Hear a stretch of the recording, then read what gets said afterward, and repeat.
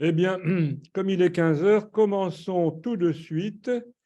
Merci à toutes et à tous d'être présents ce samedi après-midi. Et pour le dernier séminaire de cette année 2022, eh bien, nous avons invité donc Antoine Priou, qui est pharmacien d'officine et qui va nous parler des technologies conviviales pour une santé frugale, l'expérimentation du plateau de 1000 vaches. Et comme d'habitude, il va parler 1 heure 1 quart, 1 heure et demie, mais pas plus. Et ensuite, nous aurons beaucoup de temps pour des questions, des interventions ou des remarques. Eh bien, Antoine Priou, vous avez la parole, c'est à vous. Merci beaucoup. Bah, écoutez, bonjour à toutes, et tous, merci de l'accueil, merci du temps accordé.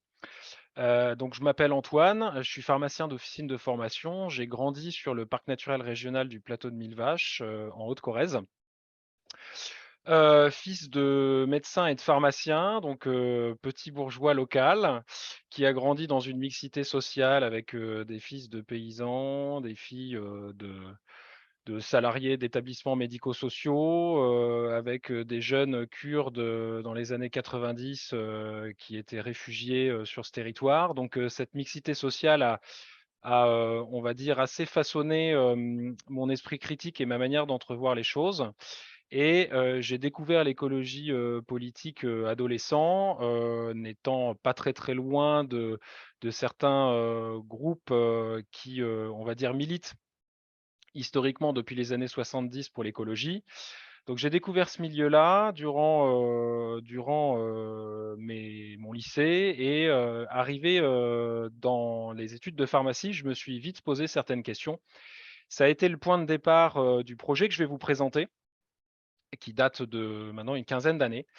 Et si vous y consentez, je vais partager mon écran tout de suite afin d'imager mes propos. On est parti. Alors, hop, diaporama. Ici, je vais réduire la vignette. Hop là. Donc l'aboutissement de tout ça, c'est la création d'une association qui s'appelle Papillon, qui aujourd'hui fait de la recherche et développement en soins de premier recours sur 4 axes de recherche. Le côté organisationnel, à savoir comment est-ce que des professionnels de santé vont travailler ensemble à l'échelon d'un territoire. Un axe sur les pratiques que la coopération vont pouvoir permettre. Un axe sur, les outils nouveaux qui sont mis à disposition des professionnels de santé qui vont à la fois permettre de nouvelles choses d'un point de vue organisation et d'un point de vue pratique. Et au milieu de tout ça, questionner, l'approche sociale et solidaire de nos organisations en santé sur des axes beaucoup plus larges, santé communautaire, donc tout ce qui va inclure, ce qu'on appelle la démocratie en santé de proximité. Comment est-ce qu'on inclut les patients dans les prises de décision et les citoyens? Et puis derrière, sur d'autres échelles, prospectives, à savoir, la santé globale, donc tout ce qui est, One Health, santé planétaire, comment arriver à construire un monde, enfin un système de santé dans un monde en contraction, de ressources, minières, énergétiques et cetera et cetera. Donc toutes les questions de soutenabilité, et de résilience. Donc ça fait quand même un gros morceau qu'on essaie de ramener à l'échelon du terrain. Alors, au niveau de mon parcours, j'ai lu le rapport Meadows en 2007 durant mes études et ne trouvant strictement aucune réponse à tout un tas de questions, je me suis retrouvé, comme pas mal d'étudiants malheureusement alcooliques et dépressifs à Limoges, à questionner les instances, professionnelles, de la pharmacie d'officine sur, est-ce qu'ils étaient au courant qu'il y allait avoir, une raréfaction des ressources, si on viv s'ils étaient au courant qu'on vivait sur une planète, qui avait des limites physiques et cetera et cetera. Et à l'époque, ce qu'il faut savoir, c'est qu'on n'avait pas encore vécu la crise des subprimes, donc on était encore dans cette espèce de frénésie, où le dogme, c'est la croissance économique, infinie et qu'il n'y avait strictement aucune raison de le remettre en question. En 2009, une loi sort, la loi Bachelot, HPST, qui, bien qu'elle soit assez délétère vis-à-vis des conséquences au niveau de l'hôpital public, a permis d'ouvrir certaines, choses intéressantes dans le monde, libéral, c'est-à-dire, et notamment les soins de premier recours, parce qu'on pouvait commencer à aborder la question de la coopération, entre médecins, infirmiers, kinés, pharmaciens. Les 1ers textes autour des équipes de soins coordonnées, des maisons de santé sont sortis à ce moment-là et il se trouve que c'est pile poil le moment où un événement a fait en sorte que sur le plateau de Mille Vaches, on a remis en question notre organisation en anticipant, donc avec quasiment une quinzaine d'années, la désertification médicale que nous vivons actuellement. Donc voilà, c'est un sujet qui est vraiment d'actualité et qu'on a anticipé à ce moment-là. Donc, en 2011, on a créé le pôle de santé 1000 soins, qui est un peu notre laboratoire d'expérimentation. En 2013, j'en ai fait ma thèse de fin d'études et sans vraiment le savoir à l'époque, c'était finalement une thèse assez avant-gardiste. Alors, c'est de la thèse bibliographique, hein, c'est pas de la thèse de recherche, donc c'est un travail assez léger, mais qui était, assez avant-gardiste à l'époque. Et en suivant, on a, commencé à créer une association, donc la Fédération des maisons de santé en Limousine. Et afin de regrouper les professionnels qui souhaitaient travailler ensemble, j'ai pris divers postes, au sein de l'équipe de soins, 1000 soins. Et puis ensuite, j'ai fait un passage, à la Fédération nationale des maisons et pôles de santé où j'ai pu, militer, auprès de grands noms de la médecine sociale. Et puis en 2016, je me suis dit: «Bah, c'est bien beau, ça fait pas mal de temps que tu refais le monde, avec les copains, que tu milites dans l'associatif, mais il faudrait aller mettre les mains dans le cambouis». Donc j'ai eu l'opportunité d'acheter une pharmacie sur le territoire, du pôle de santé 1000 soins et puis je me suis engagé plus en avant dans la gestion de l'équipe, j'y reviendrai et j'ai vite compris à ce moment-là que, vu la société numérique dans laquelle on vivait, si je ne pouvais pas avoir la main sur mon outil de travail, au sens pouvoir le façonner, au regard de ce que je considérais comme étant, des usages pertinents, eh bien, j'allais vite être, contraint dans, mon envie d'innover et de changer le monde. Donc, le destin a mis sur ma route un personnage, développeur informatique de profession, qui avait développé, tout seul, pour sa femme pharmacienne, un logiciel sur lequel on a pu, faire des expérimentations pendant 3 ans, en vie réelle. En 2019, j'ai pris un poste sur les questions de numérique et de prospective, à la Fédération des maisons de santé de Nouvelle-Aquitaine. On a fait en 2020 et en 2021, pendant le confinement et l'épidémie de Covid, ce qu'on appelle des preuves de concept, qui sont assez originales et que je vais vous présenter. Et puis, j'ai beaucoup questionné, les questions de décarbonation étant, physico-chimiste, hein, parce qu'un pharmacien, on a une formation de physico-chimiste. Le hasard a fait que j'ai intégré le groupe de travail du PTEF Santé du Shift, pour lequel je suis en partie consultant aujourd'hui à mes heures perdues. Et puis, 2023-2024, nous, envisageons de créer ce qui va être l'aboutissement de ce que je vous présente, actuellement, qui est une société coopérative d'intérêt collectif, afin de transformer le système de santé. Voilà pour le parcours. Donc, pourquoi est-ce que j'en suis, arrivé à faire tout ça? Comme vous le savez, on a beaucoup de problèmes. Si vous avez rien à faire demain, vous pouvez regarder Apollo 13, où Tom Hanks et ses amis sont coincés dans la capsule Apollo avec, des avaries, des variations de température qui remettent en condition, qui remettent en question l'habitabilité humaine de la capsule, des gaz qui s'accumulent, des gens qui sont malades dedans et on ne sait pas trop comment on va rentrer au bercail. Donc aujourd'hui, en tant que professionnel de santé, si on ne peut pas, on va dire anticiper, toutes les enjeux qui sont, à l'œuvre, que ce soit sur, le plan démographique, épidémiologique, techno, socio, économique et cetera, il est très difficile pour nous de pouvoir répondre, sur le terrain, à ce qui devrait être notre principale fonction, à savoir maintenir en bonne santé les gens. Et donc, on subit constamment une espèce d'injonction, sans trop comprendre les différents paramètres qui lui sont liés. C'est-à-dire qu'on doit toujours faire plus, avec le moins de moyens.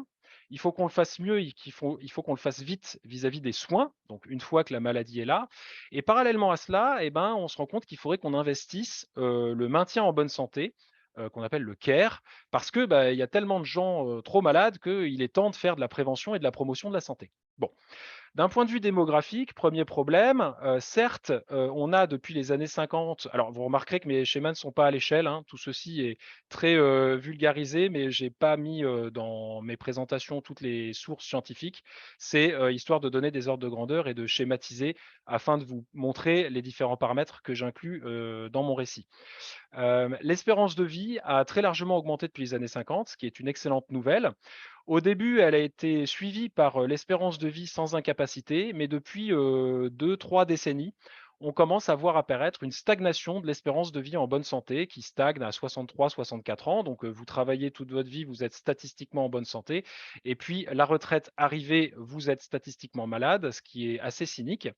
Et l'aire entre ces 2 courbes correspond grosso modo aux besoins en soins, c'est-à-dire qu'est-ce qu'on va devoir vous apporter comme soin une fois la maladie arrivée. Et tout ce qui est sous l'aire de l'espérance de vie sans incapacité correspond aux besoins en santé, c'est-à-dire, tout ce qu'on va devoir investiguer en termes de promotion de la santé et de prévention afin de faire remonter à la hausse, votre bonne santé statistique, et votre espérance de vie sans incapacité. Le hic, c'est que, on a eu dans les années 50 le baby boom qui a mis, énormément de médecins, sur «le marché» entre guillemets. On a eu besoin de réguler l'offre médicale que tant pour des questions de concurrence entre médecins que, vis-à-vis de questions, médico-économiques, on a dû commencer à réguler dans les années 70-80. Ce qu'il y a, c'est qu'on l'a fait «pile poil» entre guillemets au mauvais moment, parce qu'on se retrouve aujourd'hui, avec, un effet papy boom, donc une vague de départ en retraite qui est, on va dire, péjorée par, la mauvaise gestion des numerus clausus. Alors que finalement, on n'a, jamais eu autant de besoins en soins parce que, allongement de la durée de vie, et augmentation de la prévalence de pathologies chroniques, j'y reviendrai. Et puis c'est le moment où, d'un point de vue politique, on essaye de se réveiller pour investir les besoins en santé. Le tout avec une diminution de l'offre. Donc ça crée un effet de cisaillement qui est, extrêmement déstabilisant pour le système de santé, avec des conséquences évidemment dramatiques. D'un point de vue épidémiologique, au sortir de la Seconde Guerre mondiale, on avait essentiellement des pathologies aiguës et peu complexes. En plus, on avait pu tester les premiers antibiotiques durant la guerre, donc on savait très, très bien traiter des affections qui, jusqu'alors étaient, plutôt mortelles. On a pu financer, dans le cadre des 30 glorieuses, la construction de l'hôpital public, les campagnes de santé publique, tout ce qui était en lien avec la périnatalité pour diminuer la mortalité infantile, la mortalité en couches, les grandes campagnes de vaccination, et cetera, et cetera. Aujourd'hui, c'est un poil plus compliqué. On fait face à des pathologies civilisationnelles qui sont chroniques et qui sont beaucoup plus complexes. On fait face à des surprises liées à l'érosion de la biodiversité, donc typiquement le Covid, voilà. On a des pandémies, des zoonoses, on a des nouvelles maladies parce qu'à force de presser les gens, bah, ils font des burn-out. On n'a jamais eu autant d'écart entre, les hauts salaires, les hauts revenus, les bas revenus, donc on a peut-être tout un tas de problèmes d'injustice sociale. Et puis au milieu de tout ça, des nouveaux venus comme l'antibiorésistance, parce qu'on a fait n'importe quoi pendant 30 ans avec les antibiotiques, si ce n'est plus. Donc comment est-ce qu'on va gérer tout ça? D'un point de vue technologique, quand, les médecins actuellement, papy boomers ont commencé, bon, bah, ils étaient au papier stylo. Moi, ma mère, fait partie de cette génération-là, elle est née en 62, je l'ai vue commencer avec des fiches Bristol. On avait quoi? On avait un tensiomètre, un stéthoscope, on avait, un four à stérilisation, on avait quelques remèdes, préparés par le pharmacien, souvent à base de plantes. Et puis le temps passant, on a eu, une industrie pétrochimique qui s'est développée, de l'innovation thérapeutique. On a réussi à séquencer le génome, ça ouvre tout un tas d'options thérapeutiques, mais aussi potentiellement des dérives. Donc, il faut questionner la bioéthique et cetera. Aujourd'hui, la plupart des médecins, et des chirurgiens, peuvent, opérer à distance avec des robots. On a, des IRM pour faire de l'imagerie comme jamais on en avait. Aucun médecin, même un généraliste aujourd'hui, quasiment ne travaille sans ordinateur. On nous vend de la cabine de télémédecine, entre guillemets «à la con» et on nous vend, l'internet des objets qui vont, surveiller tous nos paramètres biologiques, dans le meilleur des mondes. Voilà. Bon, c'est très caricatural, mais en l'espace de 2 générations et en tout cas d'une génération de professionnels de santé, on est passé de ça à ça. Ça nous a amené, quelques événements, iatrogènes. On se retrouve avec, parfois des données qui sont revendues. Donc là, les mouchards de Doctolib qui finissent chez Facebook en Allemagne. On se retrouve avec des données qui remontent par les pharmacies françaises à des courtiers de données internationaux qui les revendent. Donc, j'ai fait partie des lanceurs d'alerte il y a 1 an et demi dans un cache investigation sur cette question-là. Aujourd'hui, même l'État est finalement corrompu par les géants du net et il y a eu le cas du Health Data Hub hébergé chez Microsoft et l'innovation thérapeutique, certes, mais à quel prix? Dans un monde où l'économie du médicament est extrêmement financiarisée, aujourd'hui, on peut avoir des traitements qui certes sauvent la vie des enfants, mais pour plusieurs millions d'euros. Donc d'un point de vue de la soutenabilité économique, et de la création de valeur au sens, plutôt, bien commun, ça soulève des questions. D'un point de vue sociologique, les patients, étant chroniques et ayant accès à l'information, eh bien, ils ne veulent plus être les figurants de leur pathologie et les figurants du système de santé. Donc grosso modo, depuis, la fin des années 80, le mouvement autour de l'épidémie du sida, ACT UP et cetera, les lois Kouchner, la démocratie en santé et cetera, eh bien, il est normal que les patients se réunissent en association et militent pour leurs droits, militent pour le fait qu'ils, voudraient être reconnus comme les experts du vivre avec la maladie et qu'on prenne en compte leur expérience en tant que patient. Et de l'autre côté, eh bien, les nouveaux professionnels de santé qui sortent des facultés, eux aussi, alors pas tous, mais certains quand même, parce qu'on est quand même des professions qui théoriquement se base sur le fait de vouloir apporter du bien aux autres, nos aspirations doivent répondre à une quête de sens et là, j'ai repris, grosso modo l'échelle des besoins selon, Maslow, qui est un truc un peu b.a.-ba, mais qui est quand même suffisamment, explicite pour donner un certain ton vis-à-vis de ce qu'attendent les nouvelles générations. Eh bien, on veut, pouvoir se reposer, avoir du relais, ne pas travailler 70 heures par semaine quand on est médecin généraliste au fin fond, du plateau de Mille Vaches, appartenir à un groupe, voilà, on est des grands singes prosociaux, donc travailler en équipe, c'est plutôt intéressant. Avoir la reconnaissance, l'estime des institutions, de la population, de la société au sens large, et de nos confrères, c'est plutôt intéressant, puis ça justifie aussi peut-être, les études dans lesquelles on s'est beaucoup investi et peut-être demain, ça pourrait justifier le fait qu'on ait, un salaire plus élevé que les autres et puis, mis bout à bout, si on arrive à donner du sens à nos actions de terrain, en répondant à des grands enjeux, liés à l'avenir du monde, hein, donc typiquement les questions écologiques, bah, c'est quand même plus sympa.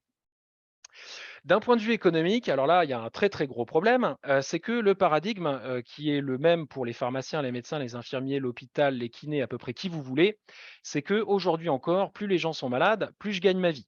Donc quand je dois aller voir mon comptable pour lui dire, «J'ai, envie de monter le projet papillon qui va me permettre, de maintenir en bonne santé, en tout cas essayer de maintenir en bonne santé les populations», local, mon comptable me répond: «C'est super Antoine, mais économiquement, la promotion de la santé, c'est pour les cons parce qu'aujourd'hui, on finance essentiellement de l'activité».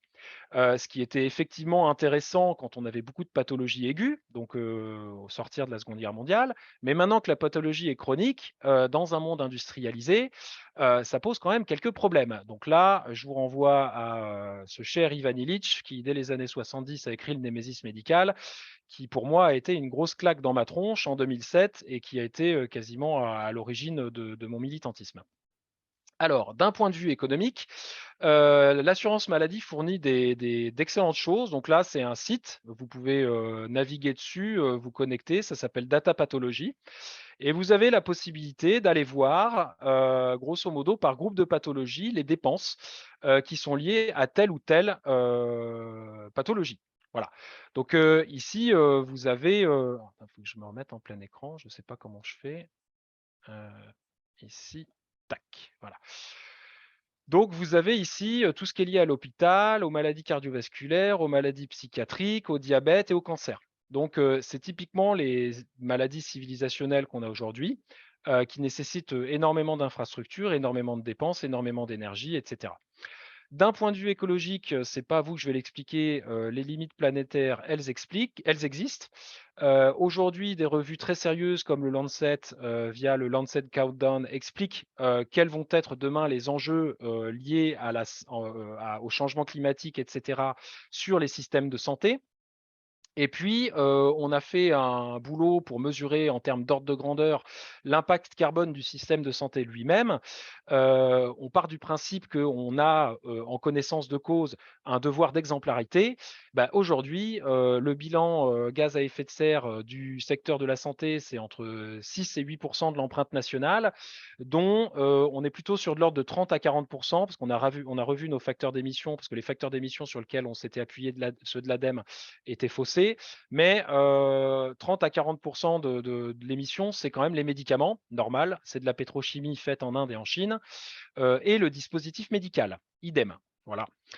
D'un point de vue géopolitique, un cargo coincé dans le canal de Suez nous empêche d'avoir accès à des anesthésiants de base comme le propofol. Voilà, on se retrouve avec, du technosolutionnisme à tout va, un peu partout, mais on a bien vu en 2021 qu'il y avait un très léger problème de fabrication de composants électroniques autour de Taïwan. Taïwan étant, lui-même dans un très léger problème, géopolitique, avec la Chine. Un truc microscopique vient mettre le bazar dans notre monde mondialisé. On a atteint le pic de pétrole, conventionnel, et probablement le non conventionnel aussi. En 2030, c'est le pic gazier. On commence à avoir des guerres qui déstabilisent, le monde sur des questions, de base, notamment l'alimentation. Et puis, quid demain de, la guerre de l'eau entre pays dotés de l'arme nucléaire? Bon, donc effectivement, ça fait quand même un gros boulot. Quand on est pharmacien d'officine sur le plateau de Mille Vaches et qu'on se dit avec les petits copains qu'on aimerait influencer sur tout ça, comment est-ce qu'on fait pour pas bouffer le stock, d'antidépresseurs et d'anxiolytiques et aller, au boulot avec, un peu de gaieté et de joie de vivre? Donc comment est-ce qu'on fait? Bah, déjà, on va faire abstraction. Et on va utiliser des concepts simples, comme la notion d'émergence qui dit que le tout offre plus de possibilités que la somme des parties. Ce qui veut dire que si on commence à agir en communauté de pensée et à penser en communauté d'action, on a statistiquement plus de chances d'avoir un impact et in fine de s'en sortir. Et donc c'est typiquement ce qui se passe aujourd'hui au sein des équipes de soins. C'est qu'aujourd'hui, on se base sur une intelligence collective et pluridisciplinaire qui va être plus féconde que la somme des intelligences individuelles et monocatégorielles, ce qui est malheureusement le paradigme historique du système de santé, où on cloisonne les professions, où même le mode de sélection à l'université fait que bah, si vous êtes un grand médecin, chirurgien, spécialiste à la PHP, bah, vous êtes Dieu. Et tout ce qui est en dessous, c'est un peu la sous-merde de la sous-merde de la sous-merde de la sous-merde. On arrive jusqu'au médecin généraliste en Creuse. Et puis après, on passe à la profession suivante, les pharmaciens, les infirmiers, etc., etc. Malheureusement, c'est ce qu'a construit le mode de sélection universitaire ces 50 dernières années. Et c'est quand même pas dur de le dire qu'il y a un corporatisme extrêmement résistant dans les différentes professions médicales libérales. Donc c'est ça aussi qu'on essaye de faire sauter. Donc, les équipes coordonnées en santé, qu'on appelle les maisons de santé, même si vous le verrez, la maison, c'est pas forcément le bon terme, ce sont des infirmiers, des médecins, des kinés, des pharmaciens et autres qui créent des communs. Alors déjà, ils vont se mettre d'accord sur une zone d'action commune. C'est un peu, on se met d'accord sur notre espace de convivialité sur lequel on va pouvoir agir. À partir de là, dans le diagnostic, on va regarder quels sont nos problèmes. Donc, combien il y a de personnes âgées fragiles, combien il y a de pathologies chroniques, combien il y a de jeunes qui fument, combien il y a de ci, combien il y a de ça. On fait un diagnostic de santé publique. Et à partir de là, on va rédiger un projet de santé qui est une stratégie commune qui va dire bah, voilà comment on va prendre le problème. On va s'attaquer d'abord à ça ou à ça. On va mener ça et ça de front. Mais on essaye de mettre sur le papier notre stratégie pour affronter cette partie d'échec que l'humanité fait avec elle-même. Ensuite, on va monter une structure juridique commune qui va être la personne morale, l'entité qui va porter notre projet. Donc ça s'appelle une SISA pour Société interprofessionnelle de soins ambulatoires et c'est extrêmement important. Vous le verrez pourquoi. On a éventuellement, ce n'est ni nécessaire ni suffisant, un lieu commun partagé, donc une maison de santé. On a, depuis assez peu de temps, et c'est une des conséquences de la loi HPST, des financements communs. C'est-à-dire qu'on va enfin avoir des dotations financières pour porter, le projet de santé d'un point de vue économique. C'est-à-dire qu'on va nous donner des sous, qu'on va gérer nous-mêmes et on va nous-mêmes décider qui les touche et pour quelle mission ils les touchent. Et ça, dans une logique de subsidiarité, c'est vraiment très, très nouveau. Et puis la pierre angulaire de tout ça, c'est, l'outil commun. notamment le système d'information partagée qui nous permet d'héberger les dossiers médicaux et de partager l'information.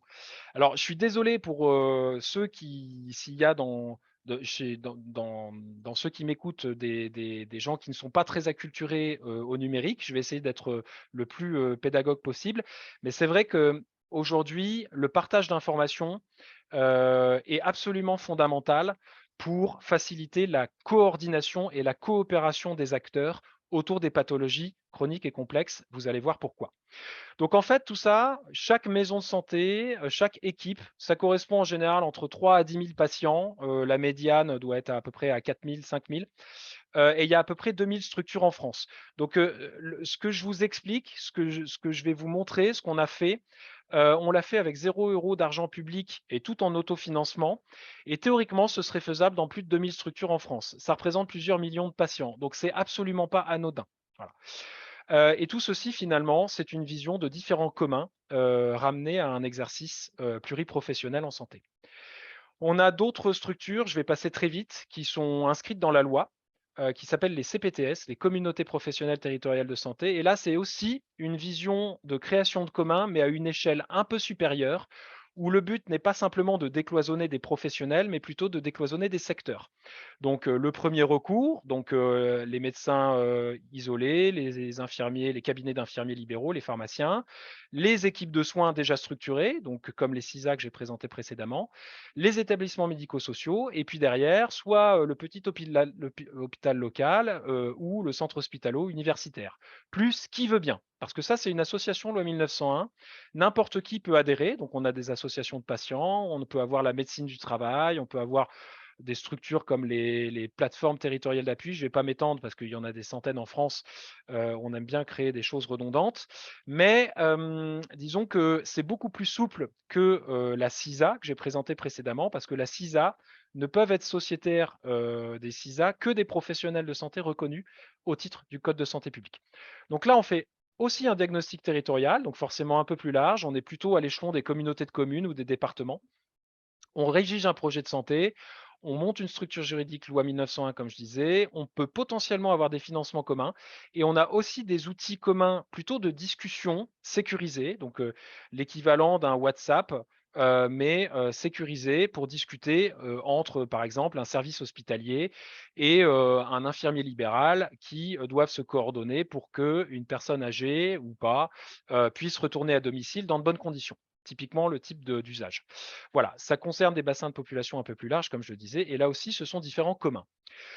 Comment est-ce qu'on analyse la maturité de ces structures? On s'appuie sur des matrices éditées par la Haute Autorité de Santé qui vont analyser grosso modo notre capacité à faire ensemble, notre capacité à utiliser des communs numériques, notre capacité à penser politiquement ensemble à l'échelon de notre territoire et à notre capacité à développer ce qu'on appelle la santé communautaire, c'est-à-dire l'implication de différentes parties qui, elles aussi, ont un mot à dire vis-à-vis du destin en santé de leur territoire.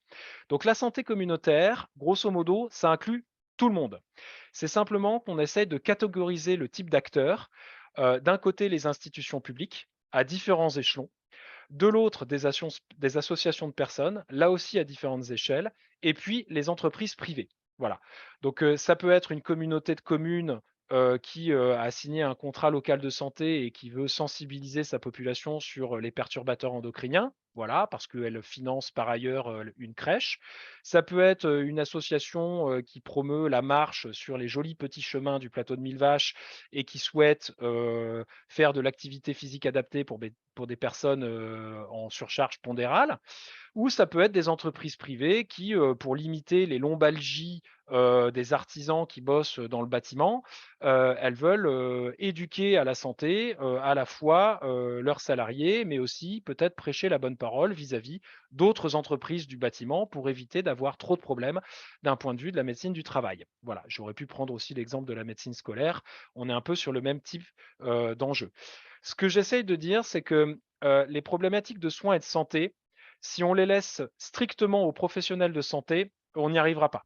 Il faut que ça devienne quelque chose de totalement démocratisé et que finalement la santé devienne un peu ce qui guide le monde, notamment pour faire société. La santé communautaire, finalement, les maisons de santé et les CPTS, donc les structures que je vous ai présentées précédemment, sont dans l'héritage de cette, médecine sociale qui est arrivée dans les années 80, où grosso modo, dans les années 80, on avait ce qu'on appelait des unités sanitaires de base ou les premiers réseaux ville-hôpital, notamment autour de l'épidémie du sida. Et certes, à l'époque, en fait, on n'avait pas les systèmes d'information partagés aussi performants que maintenant, ce qui fait que ça a pris du temps, ça a été peu soutenu politiquement, ça a souvent été des échecs, mais ça a quand même construit une culture de la médecine sociale et de la santé communautaire, au sens où on essaye, de laisser un maximum de pouvoir d'agir aux différents acteurs. Voilà, donc c'est quelque chose de tout à fait, intéressant d'un point de vue démocratie locale, c'est-à-dire qu'on va quand même demander l'opinion des personnes concernées vis-à-vis, d'un projet de santé, par exemple, à leur échelle.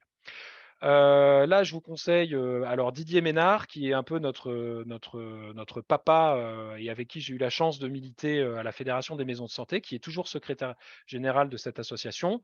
Et puis, une des revues emblématiques, qui elle aussi, c'est un peu comme Ivan Illich, ça m'a permis de construire mon esprit critique durant mes études, c'est, la revue Pratique, qui, on va dire, agrège, différents textes, de réflexion autour de la médecine sociale et de l'évolution du système de santé. De saine lecture.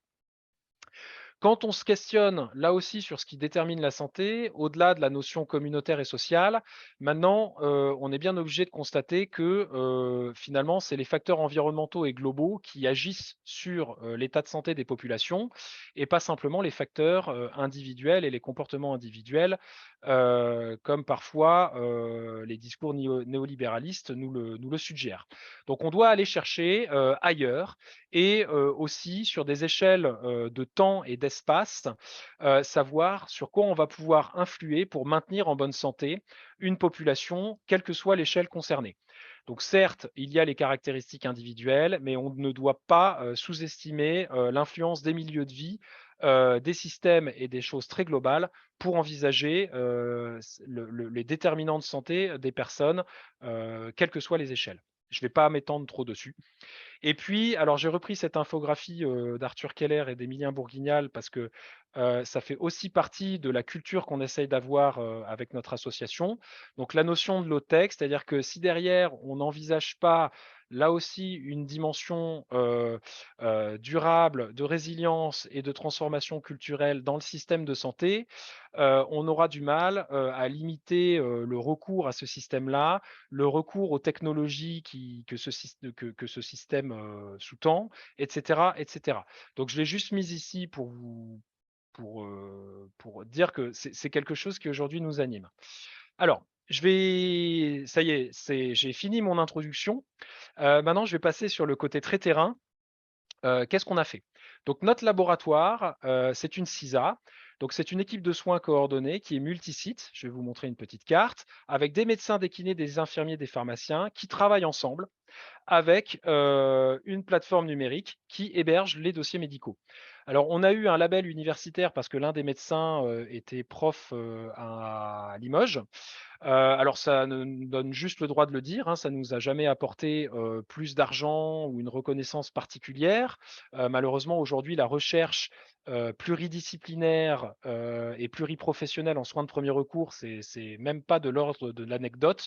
Aujourd'hui la recherche est essentiellement concernée et concentrée dans les centres hospitalo-universitaires sur de la médecine, d'organes, de précision avec derrière, des potentiels assez hauts d'un point de vue économique, vu que nous sommes dans un monde, très largement financiarisé. Donc il faut produire des brevets, et cetera, et cetera. Donc la recherche de terrain finalement, hormis quelques personnes en santé publique qui s'y intéressent, c'est quand même très, sous-investi. Mais c'est pas pour ça qu'on n'essaye pas de la faire à notre échelle avec les moyens du bord. Donc c'est typiquement, ce qu'on peut retrouver, de l'innovation qu'on peut retrouver, dans des pays ou des endroits du monde où on a accès à peu de ressources. Donc c'est l'innovation frugale, le Jugaad en Inde, qu'on essaye d'appliquer à notre modèle. On a été cofondateur d'une CPTS et puis notre particularité, et ça c'est vraiment unique en France, c'est que, en m'installant sur ce territoire-là, j'ai réussi à faire venir d'autres pharmaciens avec des compétences, diverses et variées, notamment en pharmacie clinique, qui ont permis, de faire des preuves de concept, vraiment intéressantes. Donc vous êtes ici, Haute-Corrèze, basse, creuse, profonde, ça fait beaucoup d'adjectifs pour vous faire comprendre que, bah, on est éloigné de tout. On est en zone de moyenne montagne, entre 3 et 12 habitants au kilomètre carré, 45 minutes des urgences du sel. Et vu qu'on a une densité de population extrêmement faible, notre projet de santé a consisté à faire de la médecine multisite pour éviter une inégalité d'accès aux soins. Si on avait par exemple fait une grosse maison de santé au milieu du parc naturel, eh bien, il y aurait plein de personnes qui n'auraient pas pu y avoir accès ou en tout cas pas facilement. Donc, on fait un peu comme une médecine de brousse, c'est-à-dire que c'est les médecins qui se déplacent de petites maisons de santé en petites maisons de santé qui ont des cabinets médicaux partagés, voilà, afin d'apporter leur expertise à différents endroits. On a aujourd'hui, des indicateurs de santé publique qui sont dans le rouge sur tout un tas d'aspects, beaucoup de personnes âgées, vulnérables, fragiles, pauvres, précarité, économique, précarité énergétique, du radon dans les caves, de la monoculture de résineux, donc beaucoup d'accidents du travail, sylviculture, agriculture. C'est un endroit qui est magnifique et je vous y invite, mais c'est vrai que d'un point de vue santé, on a des très, très gros challenges parce qu'en plus, on a beaucoup d'établissements médico-sociaux, donc établissements d'hébergement pour personnes âgées dépendantes ou instituts médico-éducatifs pour personnes avec handicap physique et mental. Parce que dans l'historique de notre territoire, Jacques Chirac a créé via sa fondation tout un tas d'établissements médico-sociaux pour accueillir des personnes, ce qui permettait de créer de l'emploi, ce qui est une bonne chose. Mais en termes de besoins en soins, ça vient mettre une pression de plus sur les médecins et sur les professionnels de santé du territoire. Et les médecins avec qui je travaille, eh ben, ils sont médecins généralistes, mais ils sont aussi médecins correspondants SAMU, parce que c'est eux qui sont les premiers à intervenir dès qu'il y a un gros pépin, et donc ils viennent faire la jonction entre les services d'urgence hospitaliers et la première intervention. Ils sont aussi bien souvent médecins pompiers, voilà, et puis ils sont aussi médecins coordonnateurs dans des maisons de retraite ou médecins coordonnateurs dans d'autres établissements. Donc la question du temps médical est au cœur de la chose, et je rappelle l'injonction, il faut toujours faire plus avec moins et le faire vite et le faire mieux. On atteint nos limites, clairement. Alors, d'un point de vue de la CPTSC ici, je vais passer assez vite. Notre premier challenge, c'est évidemment, de prendre en charge les pathologies chroniques et complexes. Déjà parce que c'est ce qu'il y a le plus sur notre territoire, mais c'est surtout parce que c'est celles qui, nous prennent le plus de temps et qui sont les plus difficiles à prendre en charge. Et en fait, quand on regarde ce à quoi ça correspond, eh bien, c'est comment est-ce qu'on va coordonner des compétences multiples dans l'espace et dans le temps. Et au final, là, c'est un peu la casquette de physico-chimiste qui parle, c'est comment organiser des flux physiques. Alors évidemment, on n'est pas des bourreaux, on a des émotions, on accueille les émotions de nos patients, nous avons nous-mêmes des émotions, donc c'est aussi accueillir des flux émotionnels. Mais là, je vais le prendre vraiment sur la dimension physique, pour arriver à, on va dire, introduire les preuves de concept qui vont suivre. Nos principaux facteurs limitants, alors ça vaut pour n'importe qui, c'est l'accès à la compétence. S'il n'y a pas de médecin, bah, il n'y a pas de médecin. Voilà, l'accès à l'infrastructure. Alors, on peut avoir des médecins et un hôpital, mais si on n'a pas de l'électricité, et quelqu'un qui amène, de la nourriture à l'hôpital, bah, c'est difficile d'exercer, de faire tourner un service. Si on n'a pas accès à des produits de santé, un médicament, un anesthésiant, on va pas pouvoir faire beaucoup de chirurgie. Et puis, si on n'a pas un accès à la prise en charge économique, si tout le monde devait avancer les frais dans l'état actuel, des choses, ce serait tout de même très compliqué. Donc, bien sûr, il y a d'autres facteurs limitants, mais on s'attache à ces 4 principaux pour essayer, de les mettre dans notre, processus de réflexion et d'action. Alors, comment est-ce qu'on va s'y prendre, par la suite?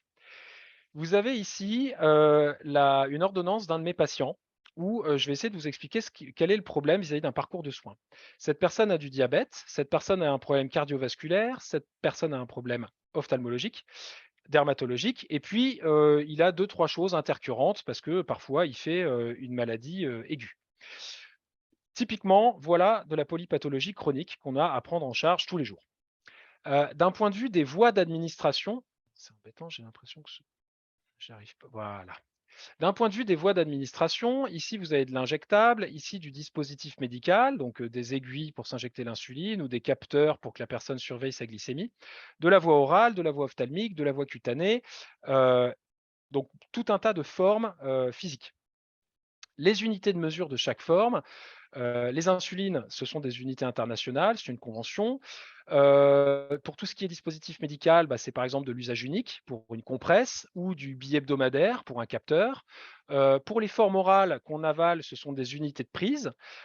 Pour ce qu'on se met dans les yeux, ce sont des gouttes. Et puis pour le reste, la poudre et la crème contre les mycoses, bah, c'est des noisettes de crème et de la fraise à sucrer pour la poudre d'éconazole, par exemple.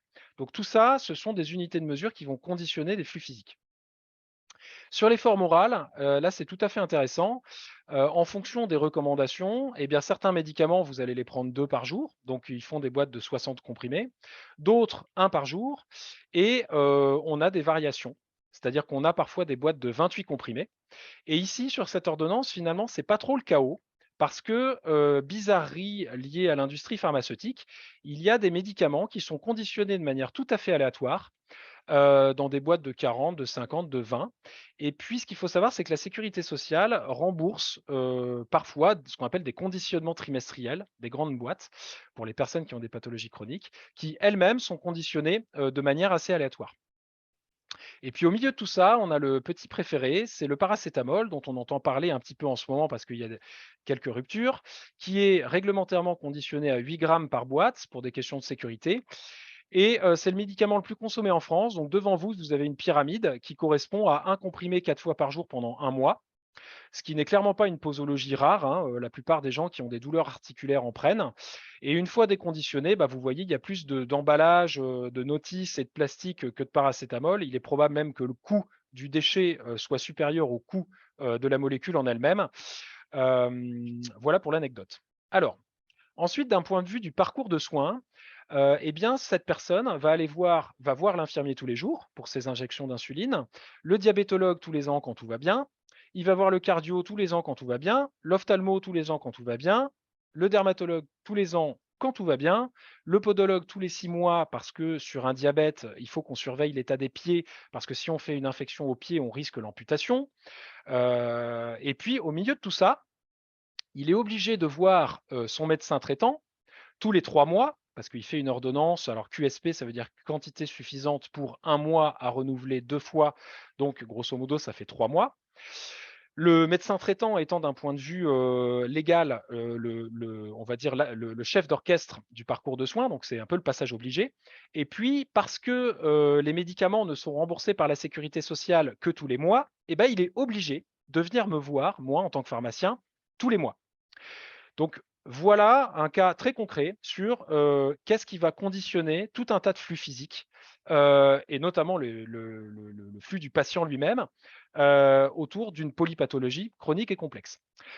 Alors, pourquoi on s'appelle papillon? C'est parce que, on part du principe que quand on est tout petit, qu'on a très, très peu de pouvoir, baser sur la théorie du chaos et donc les effets papillons, à savoir comment modifier les conditions initiales dans un système dynamique et complexe, comment essayer d'entretenir ces conditions initiales pour, in fine, avoir une espèce de réaction en chaîne qui puisse, changer les choses de manière systémique. Et ben, ça nous semble être une bonne manière de faire abstraction et de prendre le problème par un bout qui est à notre portée. Donc, quelle est la faille? C'est tout simplement, on s'est posé 2 questions. C'est est-ce que le moi est un bon indicateur temporel pour se coordonner? Et quels sont les facteurs limitants d'un point de vue physique qui conditionnent les parcours de soins? Je prends souvent cette métaphore. Vous avez numéro bis et Panoramix devant la maison de numéro bis. Panoramix lui demande si c'est sa maison et puis, qui est toute tordue et il lui demande, s'il utilise le système métrique international. Ce à quoi il lui répond: «Juste son charpentier, mon maçon utilise le pied romain, ma plombier le plombier met de la coudée ancienne et mon électricien, je sais même pas». L'idée, c'est de vous faire comprendre que, pour coordonner, des compétences dans l'espace et dans le temps, même si c'est une question de parcours de soins, la notion de métrique va forcément être intéressante, à questionner. Je prends une deuxième métaphore. Imaginez un chef d'orchestre qui s'appelle le médecin traitant, qui rédige des prescriptions, avec un intervalle de temps qui est le mois. le mois contenant entre 31, 28 et 29 jours tous les 4 ans, selon le mois dans lequel on se trouve, eh bien, imaginez un chef d'orchestre qui bat une mesure aussi aléatoire que le nombre de jours, dans un mois d'une année bissextile. Déjà, en termes de tempo, ça va être compliqué. Et si derrière, vous imaginez que, les musiciens, sont accordés comme les boîtes de médicaments sont accordées, c'est-à-dire de manière aléatoire, comme vous l'avez vu, eh ben, c'est un peu comme si on avait un musicien qui disait: «Ouais, super, moi je vais m'accorder en si, moi en mi, moi en la et moi, je m'accorde même pas, parce que, je suis à fond dans le rock and roll». Donc voilà, malheureusement, à quoi ressemblent, les parcours de soins, dans les pathologies chroniques, aujourd'hui en France. Tout simplement parce que, les médecins, les pharmaciens et globalement les acteurs, n'ont pas fait de convention, en termes de métrique, pour se coordonner. Donc en fait, ce que je vous explique, c'est un peu ce qu'on a essayé de faire dans notre, dans notre équipe et ce qu'on essaye de faire aujourd'hui avec Papillon. C'est grosso modo ce qu'ont fait, certains ingénieurs après la Révolution française en inventant le système métrique international. C'est-à-dire, on va définir des conventions sur lesquelles on va s'appuyer pour travailler ensemble et se coordonner. Donc nous, on a choisi, parce que c'est notre bonne, intervalle de temps, la semaine. Donc je vais demander aux médecins, dorénavant, vous allez prescrire des ordonnances en semaine et puis moi, je vais envisager les flux physiques de médicaments en semaine. Et c'est quelque chose qu'ensuite, donc ça c'est là où est le changement de paradigme et on a traduit ça d'un point de vue technique, dans notre logiciel. Je vous disais, j'ai pu m'associer à quelqu'un qui avait un logiciel de pharmacie. Donc on a fait du développement informatique, rien de très, très compliqué pour, envisager les choses différemment. Donc, qu'est-ce qu'on a fait? La première chose, on s'est dit: «Ben, on va, partir du principe que on va découper le calendrier selon des intervalles de temps hebdomadaires qu'on va colorier. On va colorier des périodes, qui vont nous permettre d'avoir une vision prédictive des parcours de soins. C'est très simple à comprendre, c'est que si quelqu'un vient me voir une semaine rouge, avec une ordonnance, je vais lui donner un médicament qui ne contient que 28 comprimés et elle est censée en prendre un par jour. La probabilité qu'elle revienne me voir 28 jours plus tard, plus ou moins un jour, 1 parce qu'elle n'a plus de médicaments et 2 parce que la sécurité sociale, de toute façon, lui impose de revenir me voir pour des questions de remboursement, eh bien cette probabilité est de 1. Donc je vais prendre 4, surligneurs, je vais colorier mon calendrier et je vais avoir une vision prédictive des parcours de soins. Qu'est-ce que je fais? D'un point de vue informatique, je vais rattacher ce code couleur-là à mon patient et je vais faire ça pour tous les patients chroniques de la pharmacie et il y en a un paquet, voilà. Et à partir de là, je vais pouvoir avoir une vision, beaucoup plus prédictive et anticipée, des parcours de soins et vous allez voir qu'est-ce que ça implique derrière. Alors, je vais faire un travail de paramétrage, donc je vais saisir tout un tas de conditions initiales. Donc là, c'est ce qu'on appelle, un plan de posologie, c'est-à-dire quand vous sortez chez le médecin, bah, il y a des lignes de traitement, un par jour, 2 par jour, 3 par jour et cetera. Donc je vais reprendre ces informations-là de posologie pour une personne donnée et en fait, ces conditions initiales, vont me permettre d'anticiper la commande d'un médicament parce que je m'appuie sur la dimension physique. C'est-à-dire, au bout de 28 jours, je sais que la personne en a plus, donc je vais tout de suite anticiper et 10 jours avant qu'elle vienne me voir, d'un point de vue statistique, je vais commander son médicament. Ça me permet de sortir des bases de données. Donc là, vous voyez, c'est un peu comme un fichier Excel. C'est des bases de données que j'ai structurées, que je vais interroger, que je vais trier, que je vais filtrer. Et ça va me permettre, par exemple, d'afficher tous les médicaments qui sont concernés sur telle période hebdomadaire pour tous les patients de ma pharmacie. Et donc, eh ben, une fois par semaine, je vais faire une commande qui est une commande liée à un code couleur. Et quand je vais réceptionner cette commande de médicament, je vais pouvoir, savoir pour qui le médicament est destiné. Donc à partir de là, je vais pouvoir faire ce qu'on appelle de l'ordonnancement logistique. C'est-à-dire que, dans ma pharmacie, chaque patient chronique a une petite barquette à son nom et cette barquette est elle-même rangée dans une grande armoire, elle-même sur roulette et vous voyez, on les a repeintes. Donc là, c'est typiquement un truc assez low tech, hem, où, chaque code couleur est repris sur les armoires. Et en fait, ce qu'il faut voir, c'est que cette gestion de stock, ça peut paraître tout à fait anodin, c'est toujours dans le propos introductif, après je vais ouvrir un peu les chakras, mais le fait d'avoir une vision prédictive et personnalisée de la gestion de stock, créer des potentiels, c'est-à-dire que je vais pouvoir communiquer de manière personnalisée auprès des patients. Par exemple, tout le monde a entendu parler du lévothyrox il y a quelques années ou quelques mois. J'aurais pu prévenir tous les patients sous lévothyrox de ma pharmacie qu'il y allait avoir un changement de formule et que s'ils se sentaient pas bien, j'aurais pu les réorienter vers le médecin traitant, tout simplement en mettant un petit flyer écrit en gros pour ceux, qui ont du mal à voir, comme quoi, s'ils ont un souci, qu'ils viennent me voir, je leur trouverai un rendez-vous chez le médecin. Donc la gestion de stock devient un outil de communication et par ailleurs, si je sais qu'une personne ne vient pas à la pharmacie au moment où je l'ai prédit, c'est aussi un signe d'alerte qui me dit, bah, si elle n'est pas venue, c'est potentiellement qu'il y a un problème. Est-ce qu'elle est hospitalisée? Est-ce qu'elle est décédée? Est-ce qu'elle n'est pas venue parce qu'elle m'aime plus? Ce genre de choses. Voilà. Donc la gestion de stock vient là aussi ouvrir du potentiel en termes de suivi de pathologie. Et théoriquement, en tant que pharmacien, je suis censé surveiller les traitements, prévenir la iatrogénie et constamment revoir la balance bénéfice-risque d'un médicament. Donc ça me permet, là aussi, une gestion de stock me permet d'éveiller mon esprit critique. Alors là, point tout à fait papillon, c'est que si demain vous aviez des médecins qui prescrivaient en semaine, et si demain vous avez des industriels qui faisaient des boîtes en multiples de semaines, c'est un peu comme si vous dispensiez les médicaments à l'unité.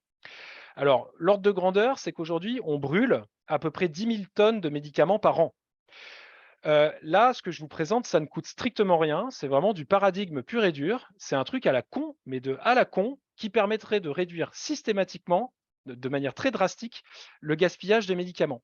Et je vous l'ai dit tout à l'heure, la gestion de stock que j'ai me permet de faire une commande par semaine. Ça veut dire que là, en ce moment, moi, je cherche à ne me faire livrer mes médicaments dans ma pharmacie qu'une fois par semaine, par un acteur unique.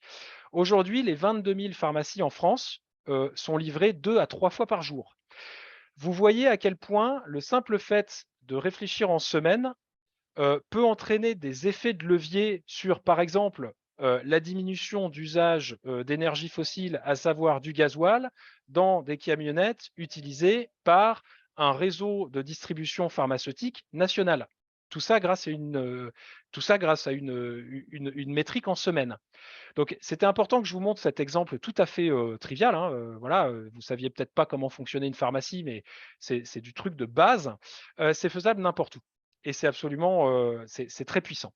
Alors, deuxième point, alors tout ce que je vous ai expliqué jusqu'avant, c'est faisable dans n'importe quelle pharmacie en France. Il faudrait juste que les logiciels se mettent à jour et notre logiciel, notre prototype qu'on n'utilise plus aujourd'hui, on est en train d'essayer de libérer son code source, c'est-à-dire de faire en sorte, c'est l'exact inverse d'un dépôt de brevet.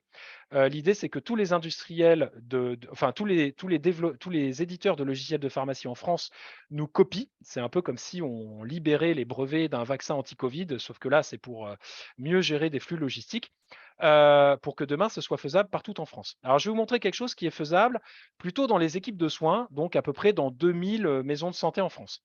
Ce qu'il faut savoir, c'est que parce que je fais partie de l'équipe de soins, j'ai accès au dossier médical. Et dans la loi Bachelot de 2009, qui était structurante, je vous l'ai dit tout à l'heure, on a introduit une disposition qui s'appelle le pharmacien correspondant. Alors, c'est un peu comme le médecin traitant, mais pour les pharmaciens. C'est-à-dire que le patient peut désigner un pharmacien correspondant dans la prise en charge de sa pathologie chronique. Et ce pharmacien, ce sera toujours le même. Et il va mieux suivre les risques iatrogéniques, il va réévaluer la balance bénéfice-risque au regard de critères biologiques, etc., etc. En fait, il va faire son boulot. Parce que pharmacien, c'est pas vendre des vitamines fabriquées par Monsanto. Ça, c'est malheureusement ce qu'on est devenu après 50 années de néolibéralisme. Mais à la base, on est plutôt les gardiens des poisons. C'est-à-dire qu'on devrait être payé pour les médicaments qu'on ne vend pas. Parce qu'on fait de la promotion de la santé, de la prévention, parce qu'on stabilise les gens à la dose minimale efficace pour éviter de les envoyer aux urgences à cause d'un médicament mal dosé. Voilà. Bon, tout ça, c'est un petit peu perdu, j'y reviendrai, il y a des solutions. Mais logiquement, on est des physico-chimistes, donc des experts des molécules qu'on est capable d'assembler avec des excipients pour en fabriquer des suppositoires, des crèmes, des comprimés. Et puis, on doit vérifier que cela ne va pas nuire à la personne. Bon, voilà, je ferme la parenthèse théorique sur le métier de pharmacien. Mais la loi HPST nous a amené la notion de pharmacien correspondant. Et donc, j'ai demandé aux éditeurs de logiciels de maison de santé, alors j'étais le premier et le seul pharmacien à l'époque à le faire, c'était en 2014, de créer un onglet où en fait le patient peut nous désigner et que cela crée une condition informatique, c'est-à-dire que dès que le médecin remplit une ordonnance, si la condition informatique pharmacien correspondant est notifiée dans le dossier médical du patient, eh ben, automatiquement, je vais avoir une alerte comme quoi il y a une nouvelle ordonnance pour Madame Michu, pour Monsieur Dupont, qui m'a désigné pharmacien correspondant. En fait, ce que je suis en train de vous expliquer, accrochez-vous, c'est qu'on a inventé la notification en équipe de soins coordonnés. Aujourd'hui, on est notifié pour tout un tas de conneries. On est submergé d'appels et de SMS. Tantôt, c'est de la fraude. Tantôt, c'est pour réisoler nos bâtiments, ce qui est plutôt une bonne chose d'un point de vue isolation. Mais on en a marre du harcèlement au téléphone et sur nos smartphones en général. Ce qu'il faut bien comprendre, c'est qu'en équipe de soins, jusqu'à présent, d'un point de vue technique, n'avait jamais été inventé, testé, déployé la notification. Donc voilà, chose qui est faite depuis 2014. On a développé ça. Et puis, on a aussi accès à l'agenda des médecins parce qu'on travaille en équipe. Donc, je sais à quel moment tel médecin a un créneau de libre. Donc, quand j'ai quelqu'un qui vient à la pharmacie, par exemple, et qui a une cystite, donc une infection urinaire, je suis capable en 3 clics à la fois de voir si le médecin avec qui je travaille a un créneau disponible pour l'accueillir sur des soins non programmés, ou à minima, je peux lui donner un rendez-vous. Voilà, donc depuis 2014, on fait ça et c'est beaucoup mieux que Doctolib, tout simplement parce que derrière, les données ne sont pas revendues à Facebook et puis on n'est pas sur des structures qui sont cotées en bourse. Bon, je ferme la parenthèse. Autre point, et là j'en reviens à la notion principale du pharmacien, c'est que quand on veut faire correctement notre métier de gardien des poisons, il faut qu'on ait accès à tout un tas d'informations pour faire ce qu'on appelle de la pharmacie clinique, c'est-à-dire adapter les médicaments et leur posologie au regard d'indicateurs d'historique clinique ou biologique d'une personne. Et donc le fait d'accéder au dossier médical quand on est pharmacien, c'est juste, en fait, ça devrait être la norme, ça devrait être le b.a.-ba. Parce que si je n'ajuste pas correctement la posologie d'un anti-inflammatoire ou d'un antibiotique chez une personne âgée, le risque, c'est l'accident iatrogénique, c'est-à-dire urgence au CHU.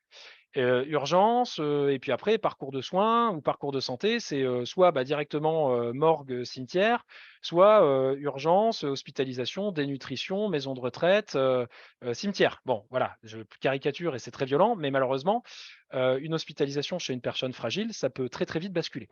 Donc quand j'ai accès à de l'information de qualité, je peux faire mon travail. Ce qu'il y a, c'est que, comme je l'expliquais, maintenir en bonne santé les gens, aujourd'hui, je ne suis pas payé pour le faire. Voilà. Bon, donc ça pose tout un tas d'autres questions sur les modèles économiques.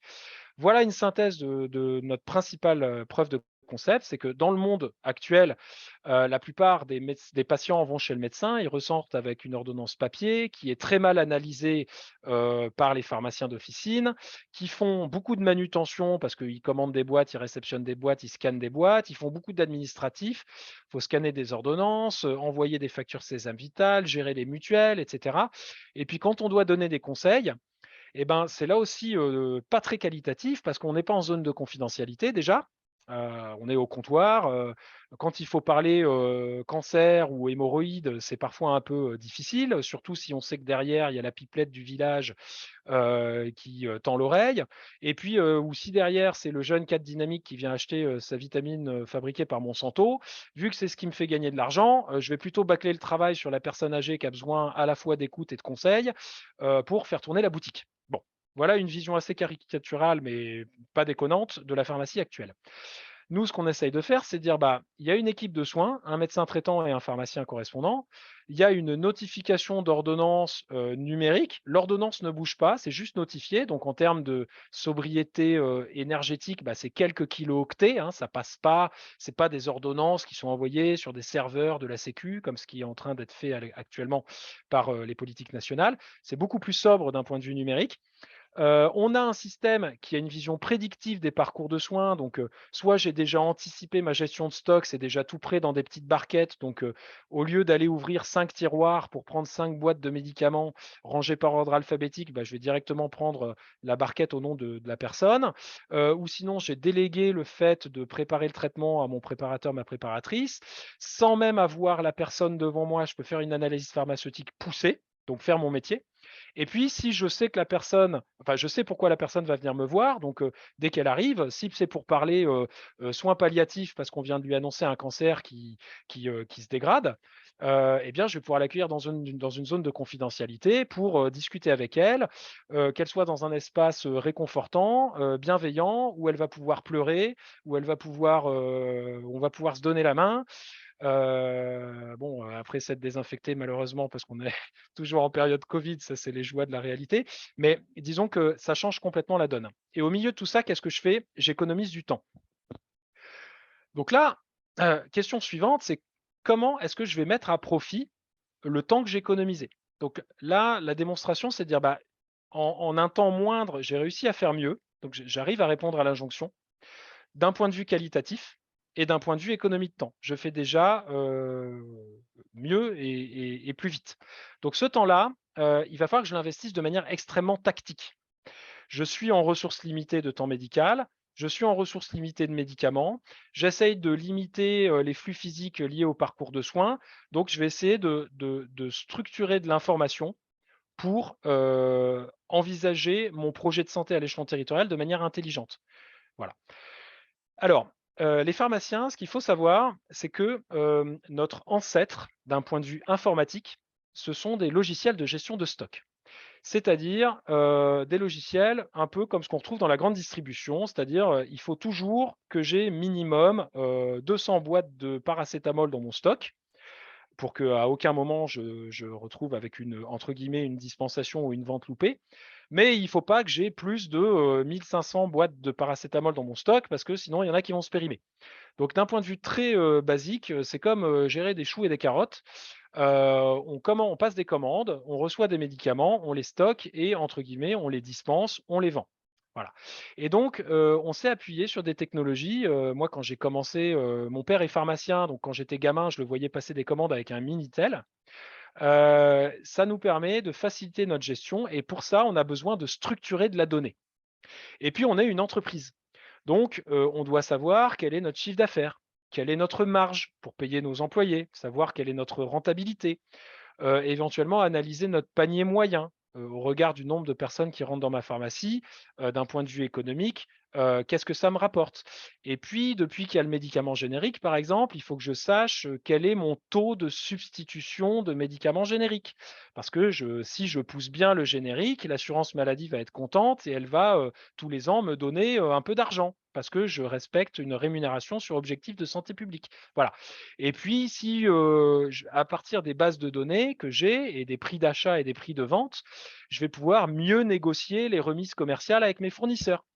Et puis, je vais pouvoir du coup, mettre en avant, la vitamine Monsanto comme produit d'appel, pour, capter les ordonnances et de la patientèle et puis, être plus concurrentiel vis-à-vis, du pharmacien qui est à 200 mètres de chez moi, que j'aimerais bien, lui grappiller un peu de son chiffre d'affaires. Parce qu'on vit dans un monde où, c'est l'économie de marché et où on est tous en concurrence pour faire du fric sur la santé des gens. Voilà, bon, c'était un peu long,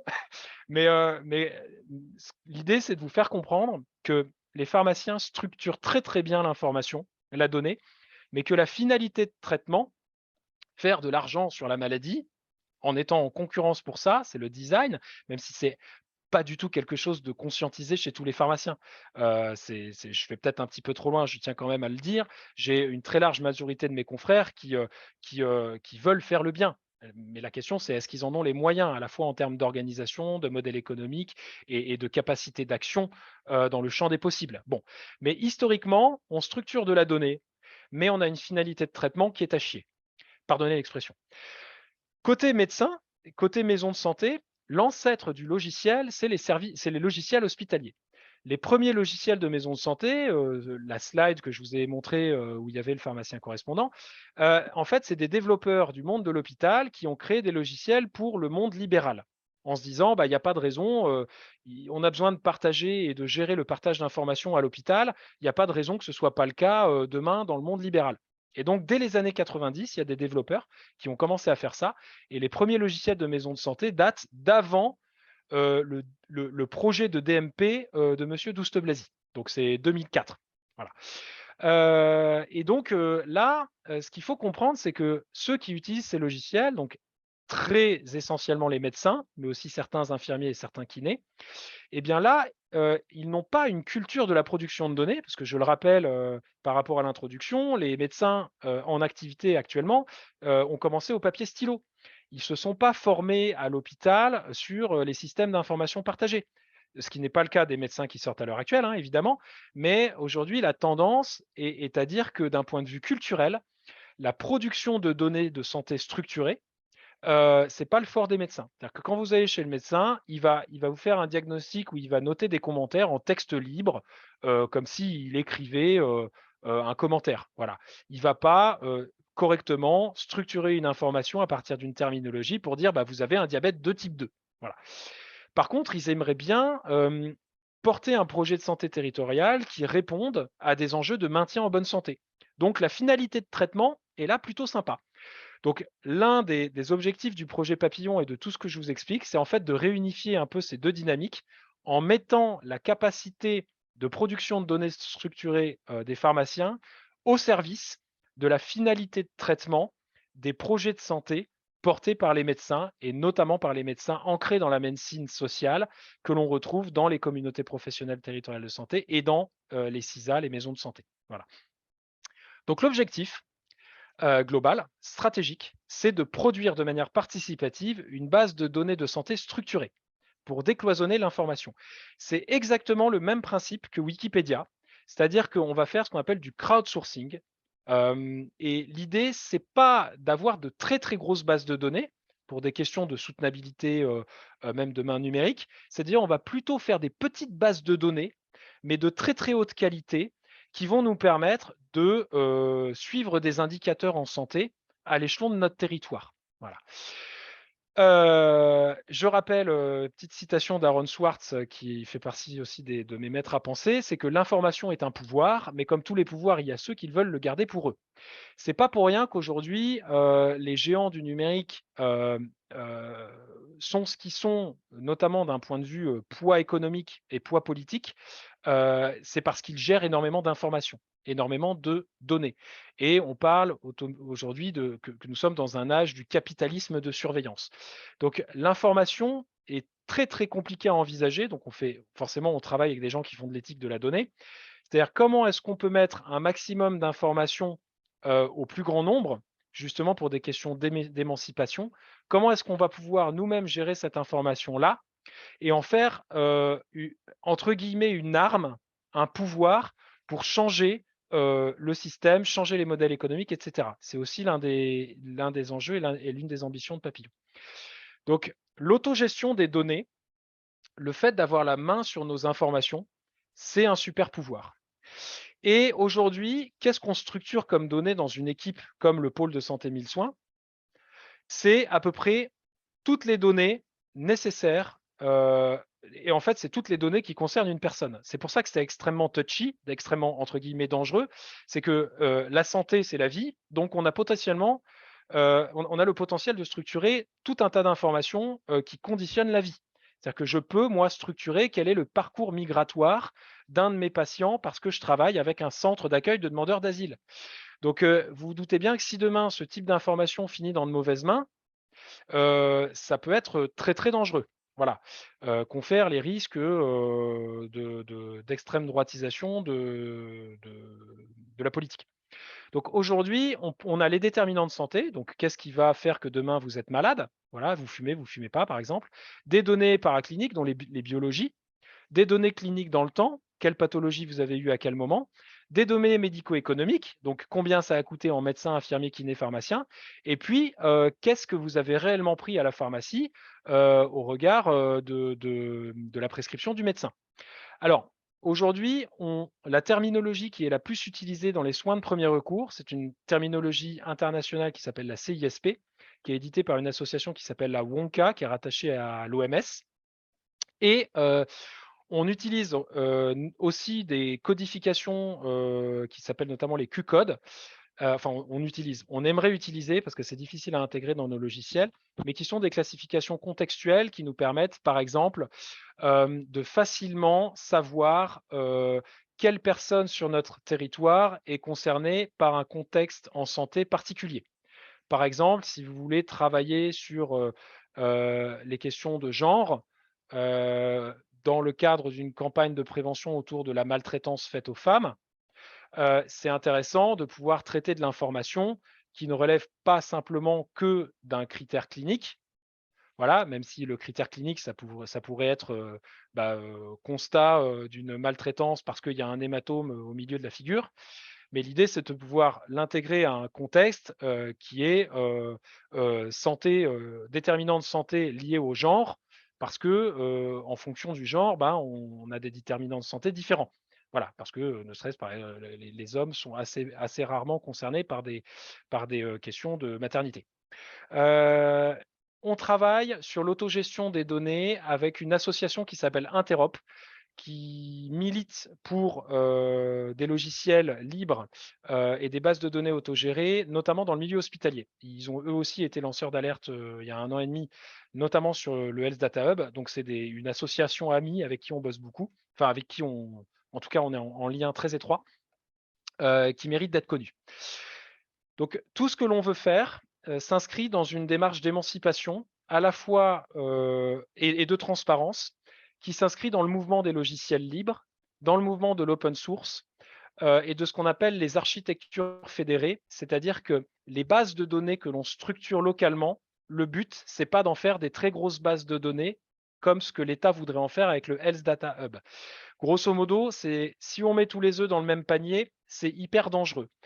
On peut vraiment structurer des données extrêmement sensibles et c'est pour ça qu'aujourd'hui les données de santé ont un traitement d'un point de vue hébergement de données ou d'un point de vue règlement général sur la protection des données, donc le RGPD européen, un traitement qui est proche de la donnée militaire, de la donnée stratégique, parce que on pénètre l'intimité des gens.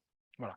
Donc notre objectif, c'est de dire si à un moment donné on doit utiliser ces données-là, il faut que ça se fasse à la plus petite échelle possible. Il faut que ça se fasse avec des outils numériques qui soient le plus transparents possible. Alors, demain, tout le monde n'aura pas la compétence pour vérifier le code informatique d'un logiciel, mais l'idée, c'est de se dire qu'un citoyen quelconque qui a des compétences informatiques puisse accéder au code pour vérifier qu'il n'y a pas de porte dérobée qui ferait remonter les données à Facebook ou autre. Voilà. Donc, ce sont des enjeux absolument fondamentaux. Mais vu qu'on produit des données de qualité qu'on aimerait mettre au service de la santé communautaire, notre enjeu, c'est comment est-ce qu'on va pouvoir euh, produire ces données-là sur un endroit commun, créer un commun numérique, et parallèlement fournir des outils d'interaction et d'aide à la décision à l'ensemble des partenaires en santé communautaire. Donc, quel type d'outils on va fournir aux professionnels de santé à travers leurs logiciels qui tous les jours leur permettent de faire de la médecine, par exemple. Comment est-ce qu'on va fournir demain des interfaces en open data pour que des associations de patients puissent voir quelles sont les problématiques sur leur territoire, mais sans accéder à la donnée nominative, évidemment. Alors, que de savoir quels sont les problèmes en termes de tendance, mais pas de savoir qui a le sida, par exemple, et de mettre aussi certaines informations dans les mains des institutions publiques et politiques à différentes échelles. Le département, par exemple, a des compétences autour du handicap et de l'aide aux personnes âgées. La région a des compétences sur tout ce qui va être santé environnementale, déterminants de santé, formation des paramédicaux, etc. Et puis après, l'État, le ministère de la Santé, les agences régionales de santé ont les compétences qu'on leur connaît. Donc, le premier outil qu'on essaye de faire, c'est un tableau de bord, c'est-à-dire quelque chose qui va nous permettre de voir, à partir des données qu'on structure, les problématiques de terrain et parce qu'elles sont liées à un espace de convivialité, que ça se fasse avec une interface cartographique. Donc, dans les pharmacies, alors, excusez-moi, il y a l'assurance maladie fournit des outils d'open data qui sont très intéressants et notamment un qui s'appelle Rezone CPTS que je vous invite à aller voir. L'assurance maladie fournit de très bons outils en ce moment, il faut quand même le reconnaître. Voici le type d'outils que ceux qui nous pillent, entre guillemets, nos données nous fournissent en contrepartie. C'est une interface cartographique où je vois à chaque point bleu, c'est une pharmacie. Et puis, à droite, c'est grosso modo des tendances basées sur les données de ma pharmacie, où je vais voir si mon chiffre d'affaires il augmente ou s'il diminue, ma fréquentation pareil, Et je vais pouvoir l'évaluer aussi au regard de d'autres pharmacies de mon territoire, parce que je le rappelle, je suis en concurrence. Donc, si mon chiffre d'affaires augmente plus que les collègues, bah, c'est plutôt une bonne nouvelle pour moi, et cetera, et cetera. Donc, quand je vous disais qu'on a une structuration de données excellente, mais une finalité de traitement mauvaise dans la pharmacie, ce type de slide en est un exemple probant. On nous fournit aussi ce type d'interface, donc on est capable de voir, est-ce qu'il fonctionne bien le rayon bébé, le remboursable, est-ce que ça tourne? Et mon nouveau partenariat avec ce laboratoire de parapharmacie, est-ce que ça fonctionne bien? Quelle est ma marge? Bon, tout ça, moi, c'est forcément quelque chose dont j'essaye de me libérer de ma pharmacie, même si je ne peux pas être totalement exemplaire parce que, comme dirait l'autre, on a tous une bouche à nourrir. J'ai 2 gamins en l'occurrence, mais si on avait ce type d'outil et qu'on remplaçait les indicateurs dans cet outil-là avec, par exemple, à l'échelon des territoires, bah, la prévalence des affections de longue durée pour savoir bah, quelles sont les personnes réellement concernées par un diabète. Si je pouvais croiser cette information-là avec une donnée biologique, par exemple l'hémoglobine glyquée, qui est un marqueur qui permet de savoir si le diabète est bien stabilisé ou pas, bah, ça me permettrait de savoir quels sont les patients diabétiques plutôt éligibles à une campagne qu'on appelle d'éducation thérapeutique du patient pour qu'ils mangent mieux, par exemple, qu'ils mangent moins de sucre et qu'on stabilise leur diabète. Mais on peut le faire sur plein d'autres choses. Par exemple, la diminution des hospitalisations.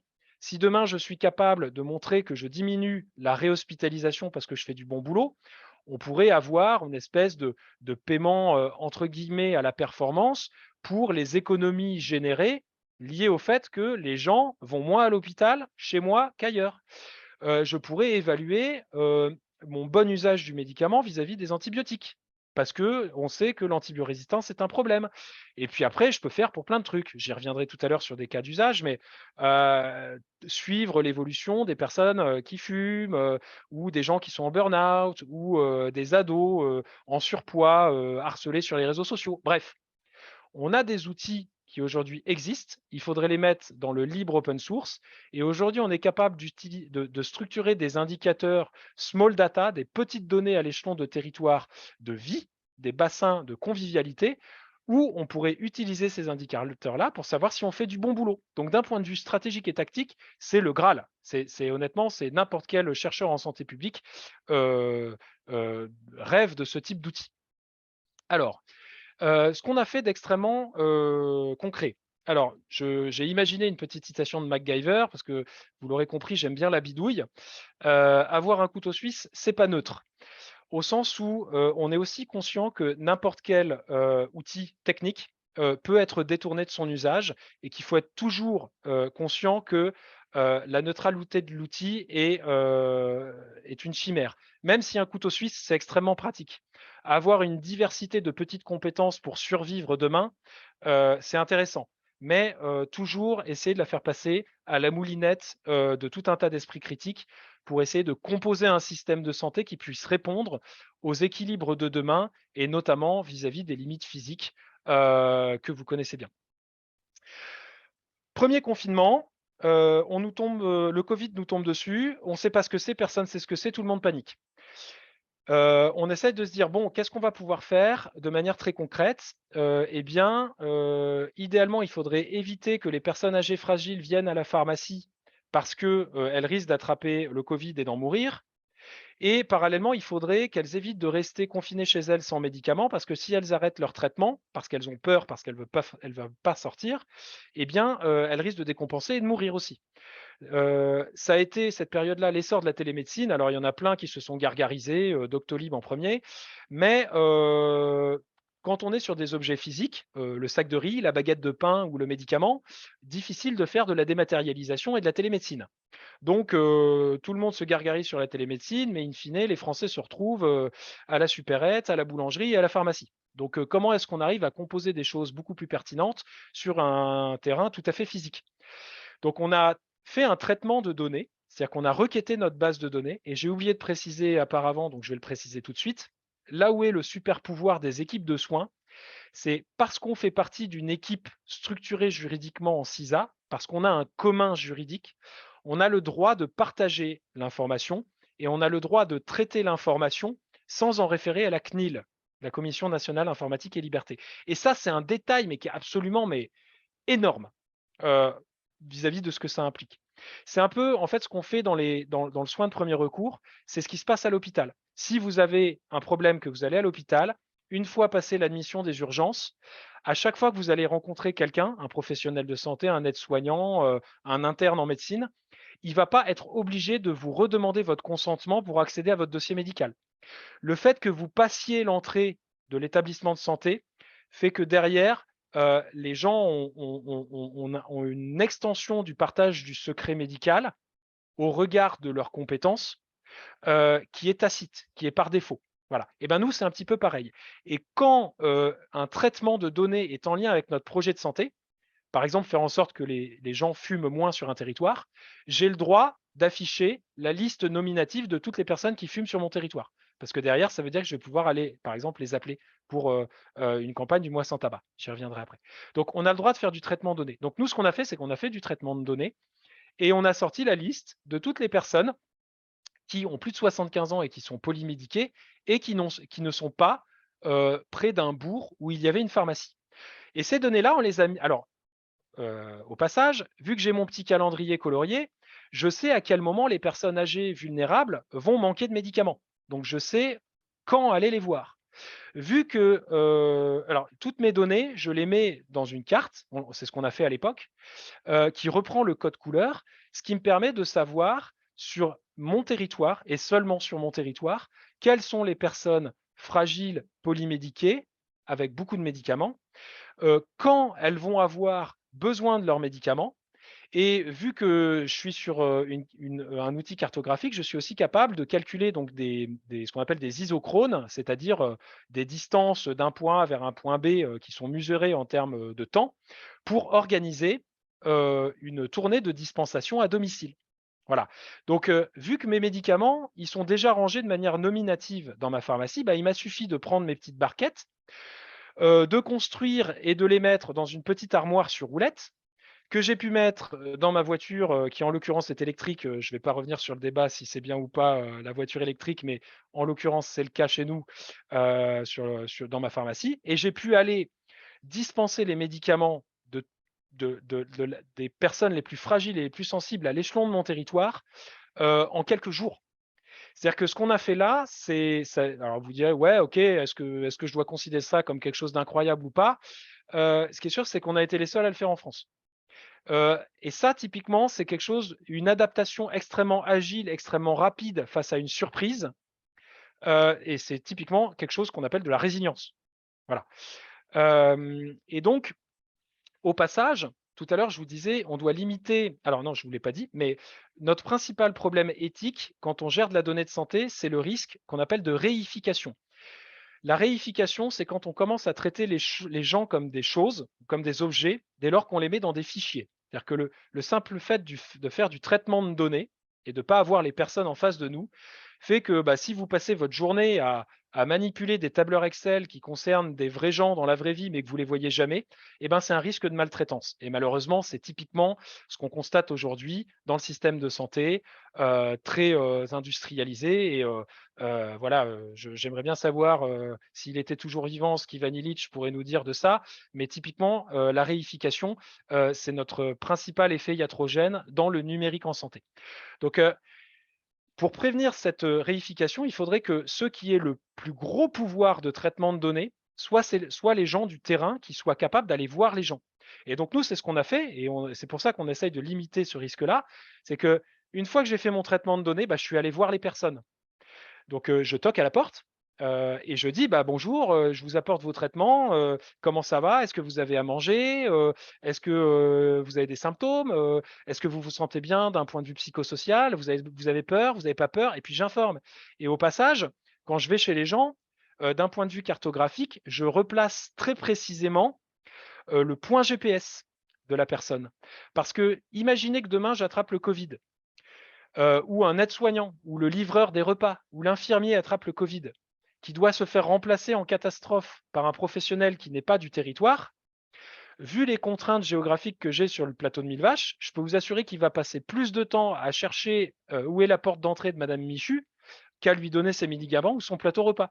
Donc le fait d'aller chez les gens, de les interroger et là aussi de faire de la production d'informations pour faire de la veille sanitaire, entre guillemets, c'est un outil de résilience. Voilà. Donc la production d'informations peut être un excellent outil de résilience. On avait à ce moment-là, dans le cadre de notre MSP universitaire, un master en santé publique. Donc ça a été documenté dans un mémoire. Je vous filerai la biblio si ça vous intéresse. Autre point, quand la vaccination est arrivée. L'agence régionale de santé nous appelle et nous dit: «Monsieur Priou, la maison de santé que vous co-administrez n'aura que 56 doses de vaccin par semaine». Génial! À qui je les donne? Parce qu'on en a que 56. À qui je les donne, les 56 premières? Comment est-ce que je vais gérer une ressource rare? Alors ça, typiquement, c'est l'enjeu du siècle. Voilà, je pense que je suis au bon endroit, pour tomber sur des gens qui seront d'accord avec ça.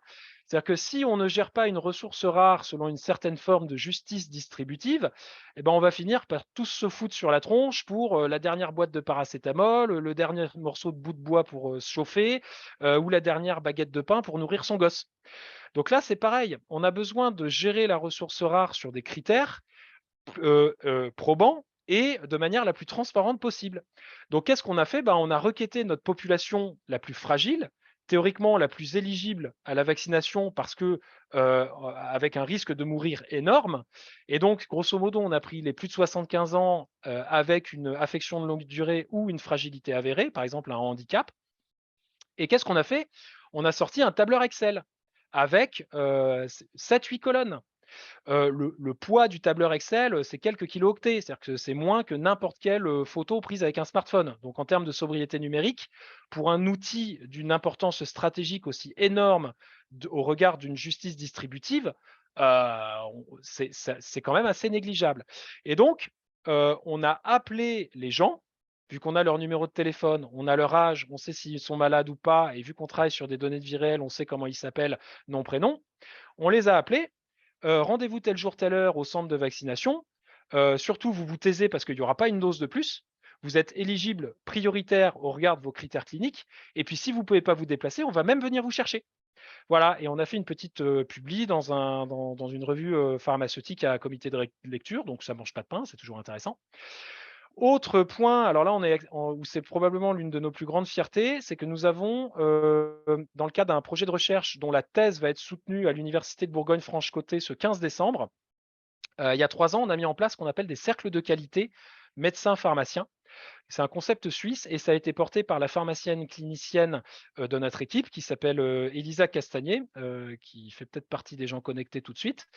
Et en fait, le principe, c'est de réenchanter le binôme médecin-pharmacien pour faire du bon usage du médicament. Donc ça veut dire quoi? Ça veut dire que Elisa va animer, une séance d'information, avec des médecins en tant que pharmacienne pour présenter, des données de la littérature, des consensus scientifiques autour de comment est-ce qu'on prescrit les antibiotiques, le 3 décembre 2022, voilà. Et derrière, on va analyser les données, du groupe parce qu'on a la capacité de le faire et qu'on gère nos bases de données. On va voir comment est-ce que les médecins prescrivent et à partir de là, on va élaborer des pistes d'évolution. On met, et l'idée ensuite, c'est d'être sur un cycle qualité, c'est-à-dire on met en place, les pistes d'évolution, on essaye de faire des indicateurs de suivi et puis, c'est, la boucle de qualité infinie. On essaye de s'améliorer. Alors, il n'y a aucun, financement pour ça, hein.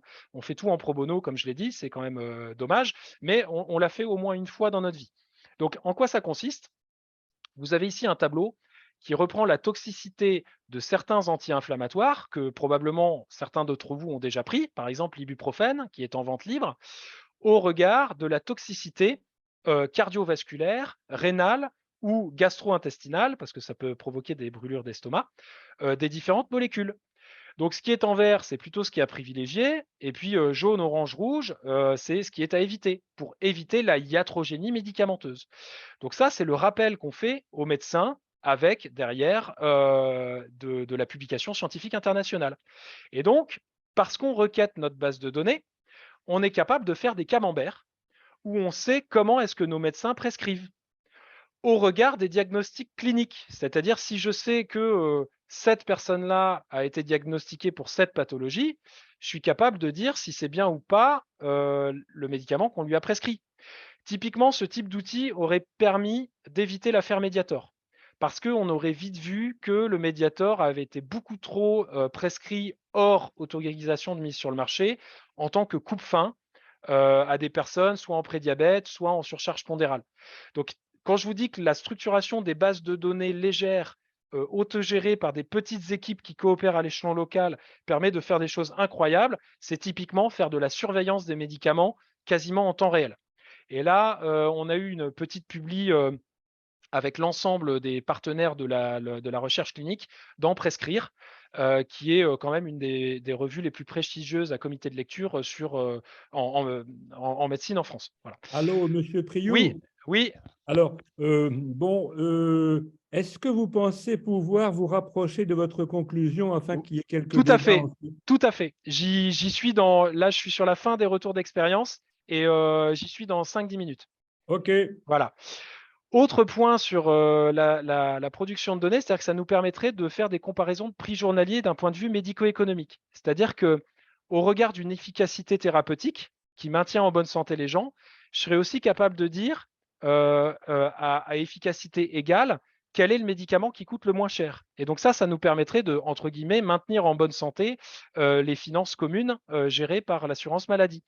Et si demain, j'ai des critères écologiques, du genre indice de rémanence dans les milieux aquatiques, comme certains indices PBT qui aujourd'hui sont utilisés en Suède, je pourrais être amené à faire ce qu'on appelle de l'éco-prescription, c'est-à-dire influencer les médecins pour qu'ils prescrivent des médicaments qui ont moins d'impact sur les environnements aqueux. Et puis, si demain, j'ai un bilan carbone au regard de mes comprimés, donc c'est aussi pour ça que je m'intéresse quand même beaucoup aux travaux du Shift et aux liens qu'on peut créer avec les industriels pour avoir des analyses de cycle de vie. Inutile de vous dire qu'on rame, mais on travaille quand même. Mais ça nous permettrait demain de prescrire des médicaments ayant un impact carbone bas, ce qui est aussi un argument demain pour réindustrialiser au niveau européen certaines productions essentielles d'un point de vue pharmaceutique. Et c'est un sujet qui est, là, on ne peut pas faire d'une actualité plus brûlante que ça.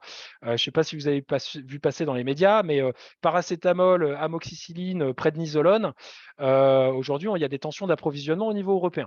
Bon, là, je vais passer très vite. Le fait de structurer des données à la fois en termes d'offres de soins et de besoins en santé nous permet de faire de la gestion de la ressource humaine à l'échelon de notre équipe, c'est-à-dire à mieux planifier les tâches dès lors que on a des enjeux qui arrivent. Alors, euh, autre point intéressant, c'est qu'à partir des données, on peut faire de la gestion de la relation patient. Je vais aller très vite là-dessus, vous allez vite comprendre pourquoi. C'est-à-dire qu'en santé publique, il y a ce qu'on appelle l'information, l'éducation, la communication. C'est-à-dire que si demain, je veux correctement communiquer auprès de personnes pour faire de la promotion et de l'éducation à la santé, eh ben, c'est intéressant de savoir qui est concerné. Tout à l'heure, je vous disais que j'avais le droit de sortir la liste de toutes les personnes qui fument sur un territoire. Eh ben, je pourrais demain, par exemple, envisager, si ces personnes-là y consentent, de leur envoyer un SMS ou un mail ou de mettre un petit flyer dans leur barquette en carton pour dire tel jour, telle heure, on va faire une séance dans le cadre de la campagne du mois sans tabac à la maison de santé avec un réseau d'addictologie pour se motiver tous ensemble à arrêter de fumer.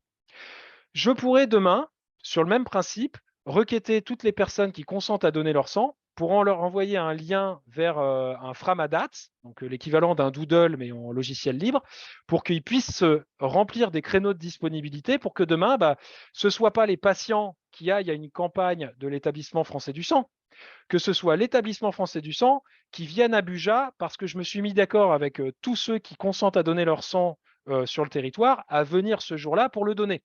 Vous voyez l'inversion de posture? Ça, c'est absolument fondamental.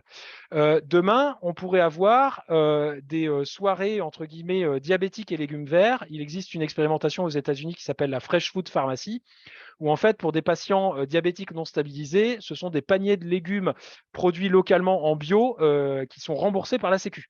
Honnêtement, je pense qu'on devrait en arriver là. C'est extrêmement intéressant. Donc, on pourrait faire de l'expérimentation sur de la santé communautaire demain, où à la fois on a des petits producteurs bio en local qui viennent vendre leurs produits à des personnes qui ont besoin de manger mieux. On pourrait imaginer ça aussi sur des protocoles d'inclusion de recherche clinique avec des grands laboratoires de recherche comme l'INSERM, qui aujourd'hui parfois galèrent à trouver des gens à inclure dans des protocoles de recherche clinique sur des maladies rares ou qui nécessitent des profils de patients très particuliers. Donc, on pourrait aussi faciliter le travail de la recherche et l'inclusion de patients dans les recherches cliniques.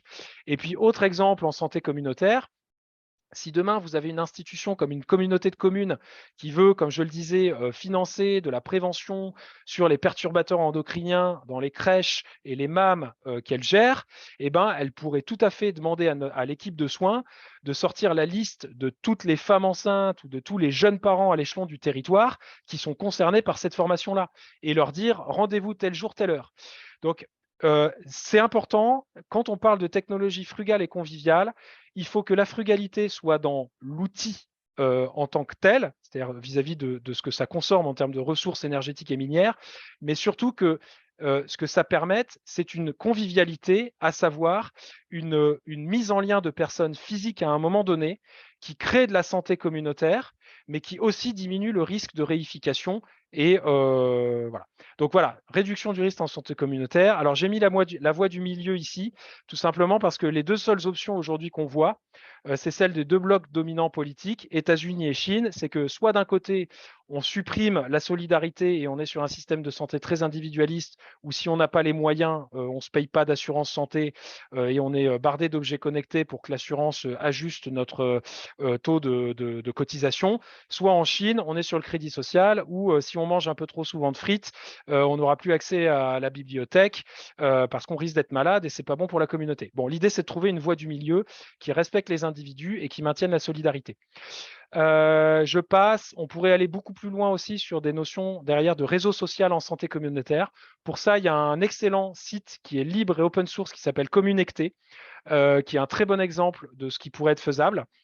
Et puis derrière, l'idée finale de Papillon, ce serait de pouvoir redévelopper un logiciel pour professionnels de santé, mais une suite logicielle complète qui, grosso modo, si on prend le côté sympa des médecins, infirmiers, pharmaciens, kinés, médecins, infirmiers, kinés, des maisons de santé, voilà, c'est mon côté geek, là c'est Sengoku, et qu'on fait une suite logicielle complète en intégrant les fonctionnalités des pharmaciens plutôt végétas qui structurent très bien les données mais dont la finalité de traitement n'est pas terrible, on fusionne les deux, on obtient quelque chose de tout à fait révolutionnaire et de pas du tout patriarcal, c'est-à-dire, là j'ai mis Princesse Mononoke, c'est le petit clin d'œil à mon personnage écoféministe préféré. Donc la fusion des logiciels entre équipe de soins coordonnés et pharmacien est absolument fondamentale et c'est absolument pas quelque chose qui est envisagé aujourd'hui par les pouvoirs publics. Pourtant, c'est là où est la clé. Le modèle juridique qu'on veut adopter, c'est une société coopérative d'intérêt collectif. Je vais même pas détailler ça. C'est pas forcément ce qui est le plus intéressant, mais on travaille là-dessus. Vous êtes les bienvenus à notre lieu de vie collectif où on fait un peu de permaculture, qui s'appelle La Fourmilière, qui est un tiers-lieu santé globale et où on accueille des gens. Alors, tantôt, c'est des chercheurs, des internes en médecine, des gens qui veulent quitter les villes pour venir s'installer sur le plateau. On a un projet de tiers-lieu dans un nouveau bâtiment qu'on aimerait financer. On libère le code source de notre logiciel via une campagne de crowdfunding aussi. Et je finis généralement mes présentations par cette citation de Thomas Kuhn qui nous dit que l'adhésion à un paradigme est une mécanique sociologique qui implique la genèse d'une communauté de pensée, de méthodes et d'objectifs autour d'outils communs, ce qui est typiquement la définition d'une équipe de soins coordonnée. Et voilà. Bon, c'était un peu long, mais j'espère que ça vous a plu.